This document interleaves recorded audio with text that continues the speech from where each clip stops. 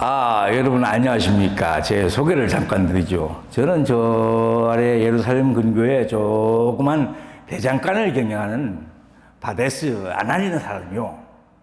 내가 왜 그렇게 유명하냐고요?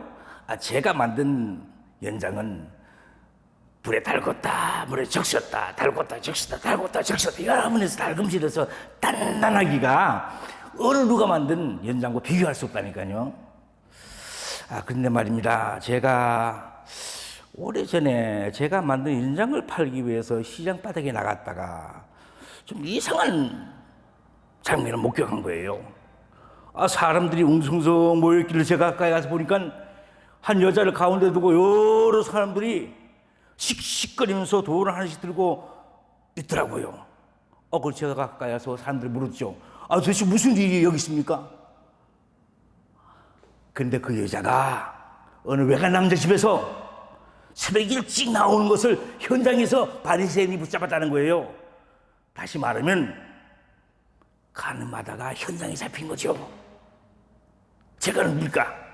이 바데스 하면 그래도 정의를 위해서는 물불 안 가는 사람 아닙니까? 얼렁서도 반질반질한 돌을 한 집어 들고 숨을 쉬고 있는데 그때 한 젊은 청년이 그 여자를 가운데 딱 가로막고 서 있는 거예요. 그러면서 사람들이 웅성웅성 돌을 치려고 기다리고 있는데 젊은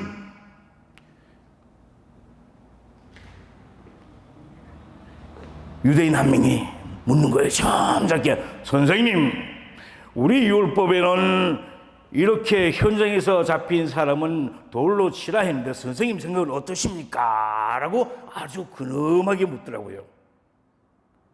평소에 이 사람 얘기를 들어보니까 이 양반이, 젊은 양반이 평소에 사랑을 외치고 다녔다는 거예요.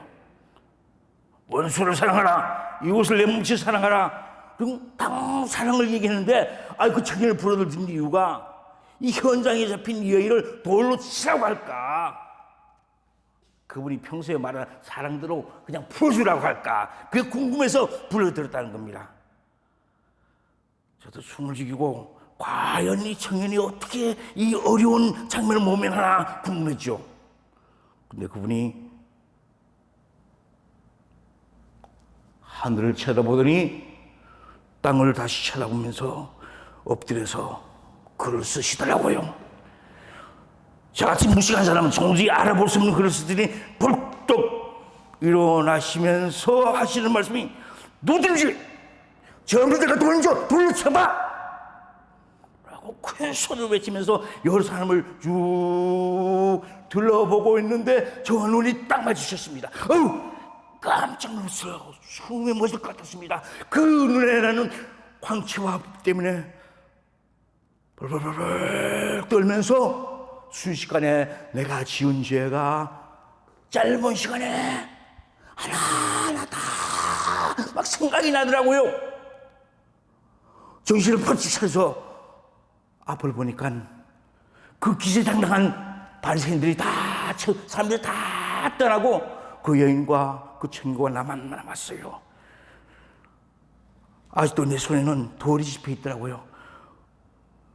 손에 힘이 빠지면 돌을 떨어뜨려서 내 발등 상기에 들어서 아직까지 시커멓게 이렇게 멍해들었답니다. 그런 일이 있은 다음에 한참이 지났죠. 하루는 로마 병정 2명이 일찍 우리 집을 찾아온 거예요. 바데스 그동안 잘 있었는가? 날이 어떤 일을 이렇게 아침 일찍 나셨습니까? 오셨습니까? 우리가 차릴 차리는 이유는 한 가지밖에 더 있겠나? 못이 당장 급해서 말이야. 못이라면 지금 만들어 놓은 것이 없는데 이틀만 열면 주시면 제가 단단한 못으로 준비하겠습니다. 아니야. 지금 당장 필요해. 지금 당장 필요하단 말이야. 무슨 일로 지금 당장? 글쎄, 어젯밤에 잡혀와서 오늘 당장 사형을 치를 젊은 청년 제스터랬던 청년이 걸려들었다니까.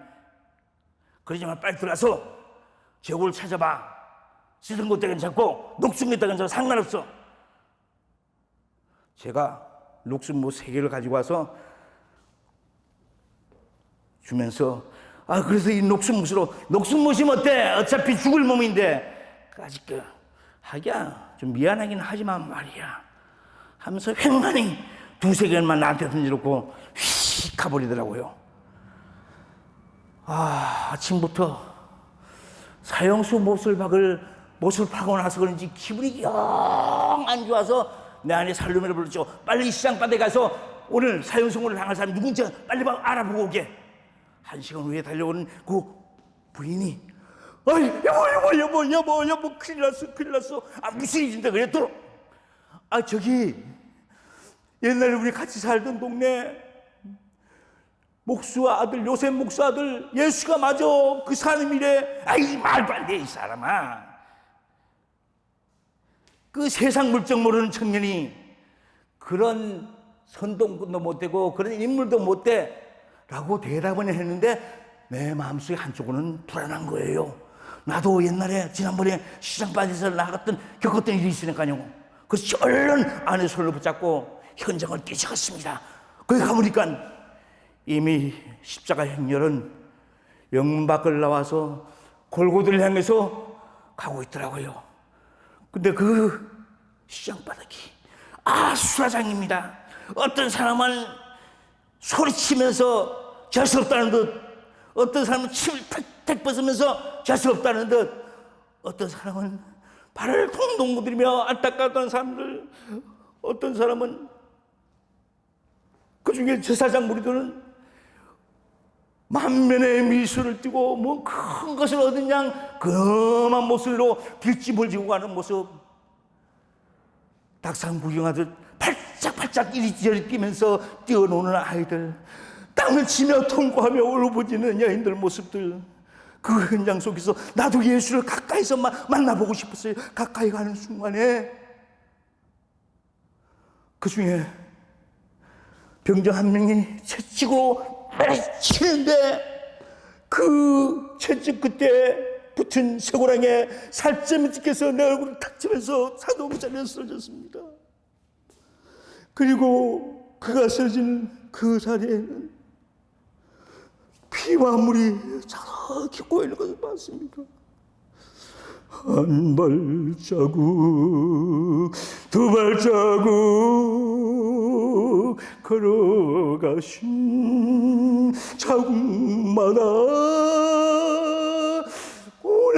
오래오면 붉은 피 가득하게 고였구나. 그 사진이 내 얼굴에 붙는 순간 저도 그 자리에서 쓰러졌습니다. 그리고 핏두성이 된 그 젊은 청년이 나를 쳐다보면서 난 다시 한번 소스라치게 느꼈어요. 놀랐습니다.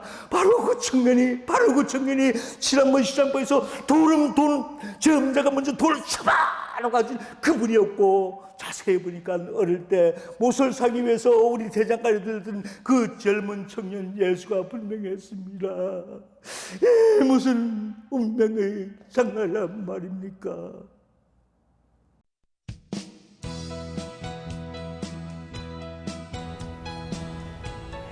우리의 신앙생활은 예술의 영역입니다. 옳거나 그르다는 기준을 넘어 뜨거운 사랑과 열정으로 받아들여야 하는데요. 오늘 담비 같은 사람들에서는 누구보다 뜨거운 사랑과 열정으로 하나님의 아름다움을 표현하는 분, 최윤선 목사님과 함께하겠습니다.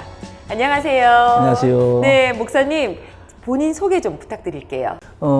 저는 지금은 좀 자유몸으로 작년 6월 말에 뉴욕 그리스도교회 담임 목회자를 이제 사임하고 실버 선교회, 화요 모임, 또 사랑의 집 뭐 등등 제가 도울 수 있는 작은 소를 보태면서 이제 독립하고 있고요. 저희는 이제 아들이 하나 있고 딸이 둘이 있고 와이프와 함께 지금 메나셋에 살고 있습니다. 네.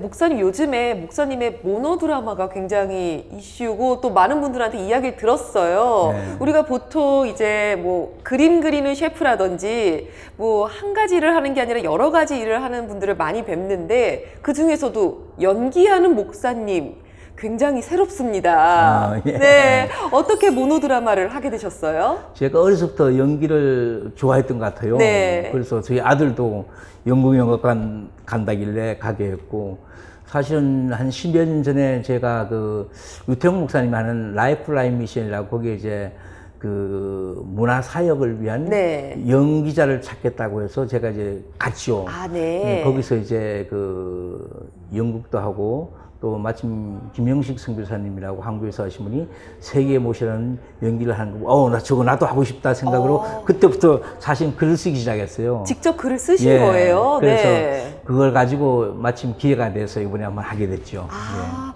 어떠셨어요? 주변의 반응이라든지 아니면 느끼셨을 때? 예.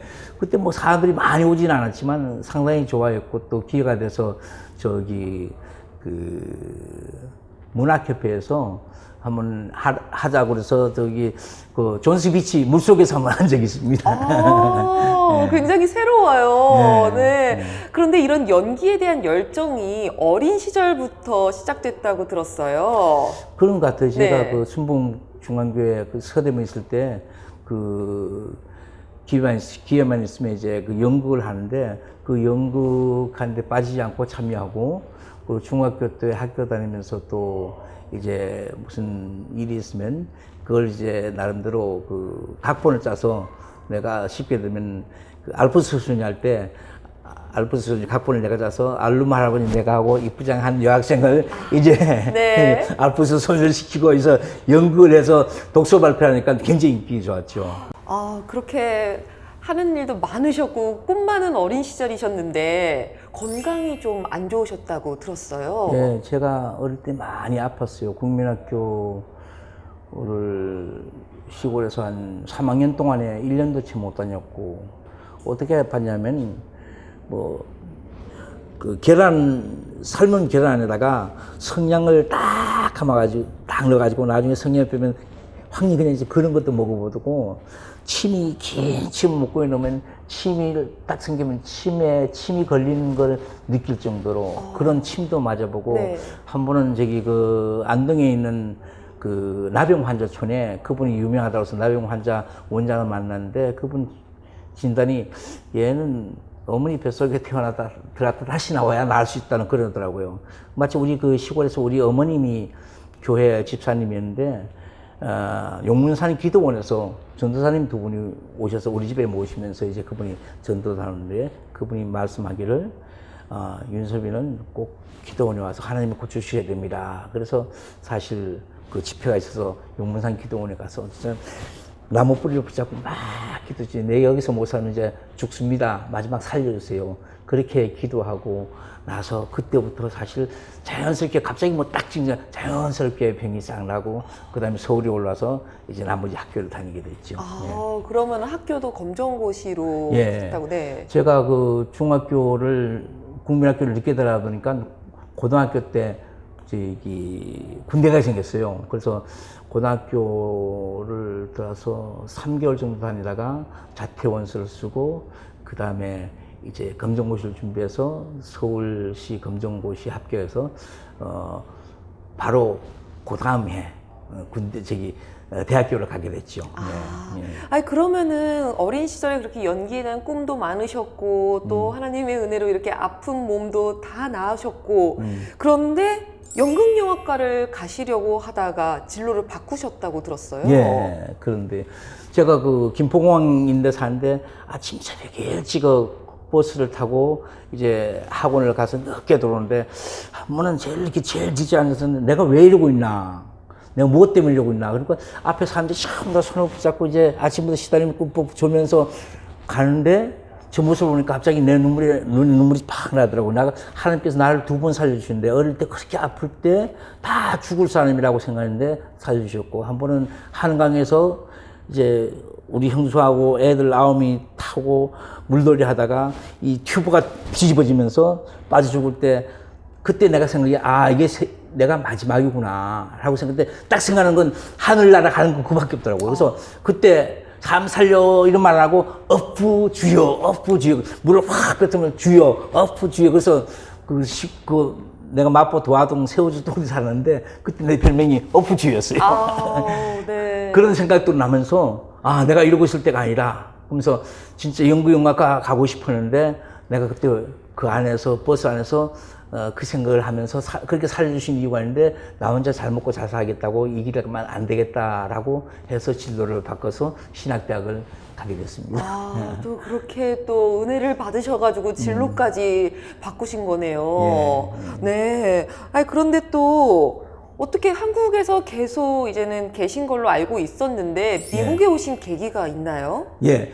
제가 뭐 미국 올 건 전혀 생각하고 않고 있었는데 제가 이제 담당을 하고 있는 성산동 그리스도 교회 다니는데 거기에 계신 우리 그 선배님 한 분이 미국에 계신 우리 그 저를 가르쳤던 교수님이 계신데 그분이 이제 연락을 해서 미국에 누구누구인데 한번 얘기해 보지 않겠냐. 그래서 그때부터 사실 펜팔을 했어요. 예, 편지를 한 100여 통 서로 받고 네네. 주고 그랬죠. 어떨 때는 우체국에 가서 편지를 찾아올 정도로 그렇게 마음이 급한 그런 경험이 있고 네. 사실 결혼하기 전까지 와이프 얼굴도 못 봤어요. 그럼 그 펜팔을 하신 분이 지금의 사모님이신 거네요? 그렇죠.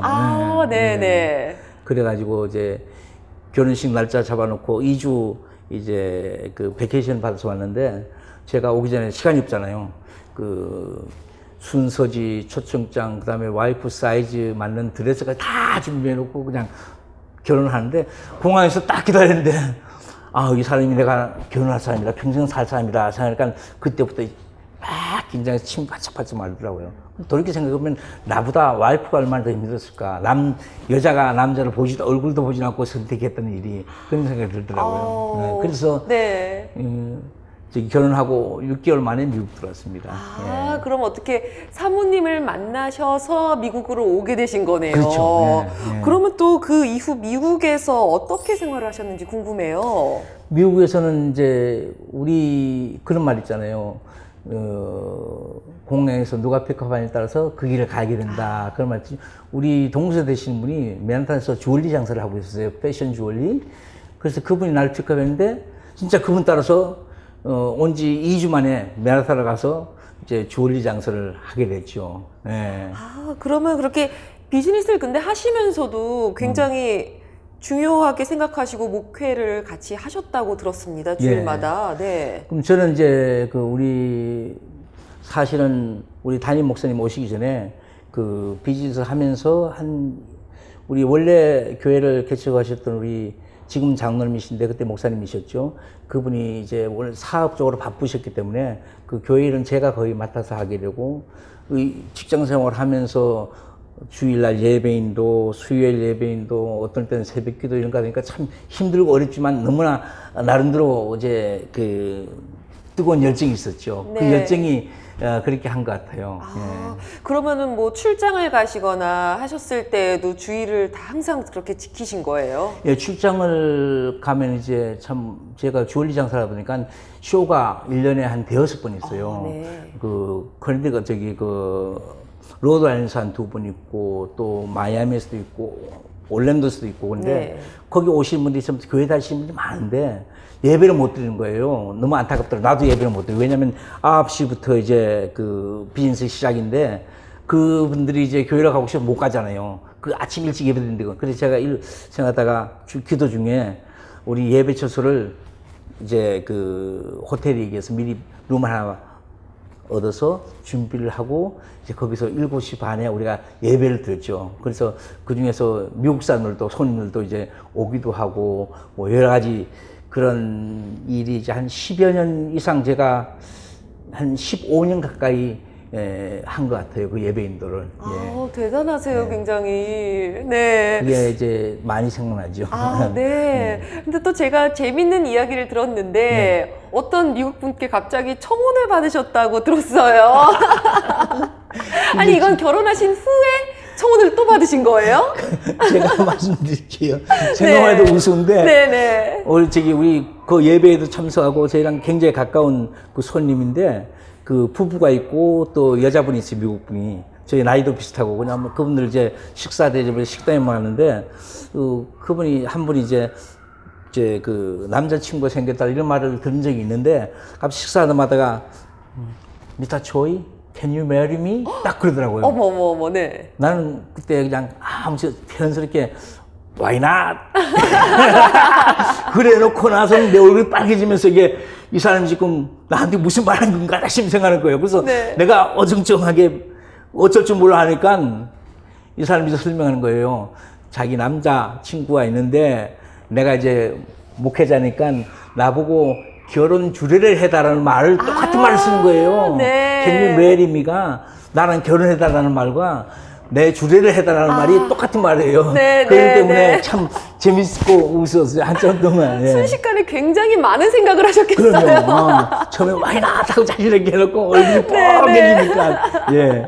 아, 이 상황을 사모님께서도 알고 계셨나요? 나중에 얘기했죠. 예. 아, 너무 재밌는 에피소드인데, 아니, 또 궁금한 게 그렇게 또 29년 동안 비즈니스를 계속 하셨잖아요. 예, 이제 그렇게 하셨다가 단독 목회를 이제는 하신 동기가 궁금합니다. 예. 제가 그 학교 들어갈 때 우리 제가 좀 열정적으로 앞에 나서기를 좋아하고 뭐 이런 게 있어요. 그 사람들이 다 보면 야, 이 친구 목회 제대로 열심히 할 친구다 막 이렇게 칭찬을 받은 내가 미국 오자마자 그 직장 생활하면서 이제 메인 몸이 되다 보니까 나름대로 교회에서 이제 봉사를 하지만 그래서 내가 속으로 기도했지 주님께서 강권적으로 역사에서 내가 그 일을 다시 하도록 밀어주시면 하겠습니다. 그런 마음을 이제 갖고 있었는데 28년, 29년 될 때 점점 더 내가 오랫동안 그 일이 점점 싫어지는 거예요. 왜냐하면 출장 갈 때 이제 아미고들 몇 명 데리고 이제 가서 보여주는데 그 무거운 가방을 이제 제가 그때 한 50살 좀 넘었는데 이거 들고 다니는 것도 그리고 가는 곳마다 손님들이 이제 세대가 바뀐 거예요. 네. 세대가 바뀌어서 이제 그 아버지 하던 사업을 자녀들이 물러받았는데 저는 옛날 그대로 머리도 벗겨지고 이렇게 이 사람들이 가는 게 점점 이게 싫어지더라고요. 때가 되었나 보다라고 생각하면서 이제 회사를 일단 그만뒀어요. 그만두고 제 진로를 생각하면서 제가 평소에 다녔던 그 구아테말라로 선교를 한 5주 동안 혼자 갔어요. 가서 있으면서 내 진로를 이제 생각하고 있을 때 오자마자 우리 선배들인 목사님께서 목회를 해보지 않겠냐고 얘기해서 와서 부족한 제가 어떻게 할 수 있을까요? 하다가 이제 뉴저지에서 선배님이 주시는 그 교우 두 분이 위에 있어서 그분과 같이 이제 목회를 시작했는데 목회를 하는 게 참 힘들더라고요. 쉽지 않더라고요. 한 3년 정도 이제 거기서 뉴저지 살다가 결국 제가 이제 여기 뉴욕에서 모시고 가는 분들이 교인이 위주예요. 그러다 보니까 교회를 다시 옮겨서 여기 그 머리에 있는 조그만 교회를 빌려서 거기서 이제 6개월 동안 예배드리고 그런데 이제 그 제가 원래 담당했던 그 교회 뉴욕 그리스도 교회에서 저를 이제 불렀어요. 이제 담임 선도자로 담임 목사로 불러서 이제 거기서 이제 3년 반 동안 이제 목회하고 이제 저는 접고 저는 사실 목회보다도 선교나 어떤 다른 거에 내가 탤런트가 더 많은 것 같아서 그렇게 좀 진로를 바꿔보려고 3년 반 정도 되고. 네, 그럼 그 당시 목사님의 목회 철학이라든지 이제는 목사님께서 생각하시는 하나님이 어떤 분이시라든지 이런 견해를 좀 여쭙고 싶어요. 네. 저는 이제 그 하나님을 많은 사람들이 그냥 단순하게 생각하는데 하나님 그러면 우선 제일 중에 창조주 하나님, 온 세상 만물을 창조하시고 모든 것을 다 하실 수 있고 모든 것을 다 가지시고 모든 것을 주관하시는 창조주 하나님, 그 하나님 항상 우리 속에 영역해 줘야 되고 그 다음에 중요한 게 나중에 심판주 하나님, 심판하실 하나님. 우리가 창조주 하나님만 생각해 심판하실 하나님만 생각하면 항상 내 자신을 돌아보면서 우리 자신을 돌아보면서 우리 자신이 무엇을 하고 어떻게 해야 될 것인지 날마다 생각하게 되는 심판주 하나님, 아주 무서운 하나님. 또 하나는 그 남편 대신 하나님. 좀 말이 이상할지 모르지만 그 유대를 이스라엘을 항상 하나님께서 자기 부인처럼 생각했죠. 그래서 항상 시기 질투하시는 하나님으로 표현되는 경우가 많잖아요. 그래서 우리를 얼마나 사랑하시는데 자기 부인처럼 자기 가장 아까운 사람을 사랑하시는데 그 사랑에 우리가 부응하지 못하면 하나님이 질투하신다. 쉽게 해서 호세아가 하나님께서 고매를 붙여주신 이유가 그것을 깨닫게 하기 위해서. 사람 생각에 호세아는 얼마나 억울할까. 왜 멀쩡한 사람을 하나님께서 불러서 몸 파는 여자를 자기 아내로 맞이하게 할까. 이건 말도 안 된다. 어떻게 하나님이 그럴 수 있을까 말하지만 하나님께서는 그 호자 한 사람을 희생시켜서 자기 부인과 같은 이스라엘이 지금 어떻게 하고 있는가 하는 것을 보여주기 위해서 그렇게 하셨다는 생각이 들면서 그 다음에 마지막으로 이제 아버지 하나님 가장 다정다감하고 언제든지 부르면 달려가서 무릎에 앉히고 품어주는 그런 하나님으로 항상 이 네 가지 하나님을 항상 마음에 두고 우리가 생각해야 할 것 같은 그런 생각을 가졌습니다. 그래서 그런 네 가지 하나님을 이제 가르치고 배우고 네. 필요가 있다 그렇게 생각했습니다. 네. 그러면은 지금 현재는 은퇴하시고 이제 실버 선교회를 통해서 네. 선교 사역을 하고 계시는 거잖아요. 네. 근데 또 그 중에서도 어린이 사역도 굉장히 많이 하신다고요. 예. 저는 이제 그 실버 이제 선교를 지금 한 3년 반, 4년째 그 계속 갔죠. 봄에 5월 달에 가고 10일 달에 가는데 제가 워낙 아이들을 좋아해요. 아이들을 좋아해서 그 제가 이제 유튜브 보고 부지런히 풍선 불어서 이제 애들 뭐 만들어주는 거 이런 일들을 하다 보니까 너무 이게 맞는 거예요. 그리고 저 혼자 그때 과테말라에 선교했을 때 그 선교사님이 어린이 사역을 하는데 그 어린이들 데리고 이제 같이 학교 가면 몇 명 안 나면 불러다가 이제 영어도 가르쳐주고 애들하고 축구도 하고 이러다 보니까 애들하고 그 애들 눈초리가 눈망울이 동그란 게 너무나 이게 와 닿는 거예요. 그래서 그 어린이 사역에 제가 좀 집중하고 있는 편이죠. 예. 네. 굉장히 좋은 말씀 많이 들었는데 혹시 조금 더 하고 싶으신 말씀이 있으신가요? 예. 네. 제가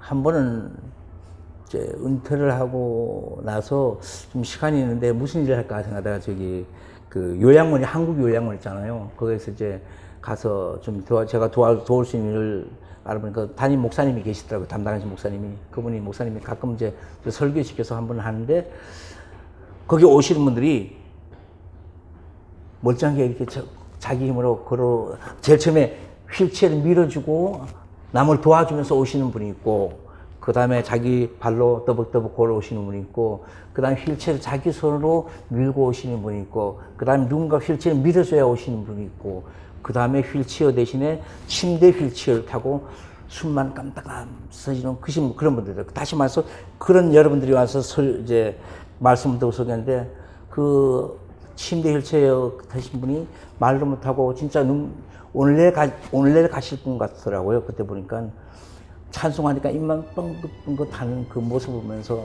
야, 하나님께서 정말 마지막 갈 때에 어떤 모습으로 무엇을 가지고 가야 될까 하는 것을 깊이 생각하게 되고 제가 아는 시 중에 이런 시가 있습니다.